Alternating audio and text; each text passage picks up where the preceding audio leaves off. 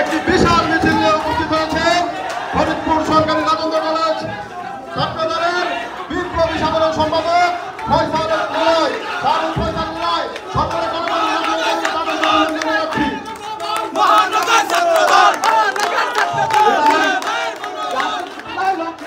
বসিয়ে দেন। আমরা পতাকা উত্তোলন করবো, যার যার আসনে বসিয়ে দেন। নেতৃবৃন্দ বসে পড়েন, নিলয় নেতৃবৃন্দকে বসিয়ে দিন। আমরা পতাকা উত্তোলন করবো।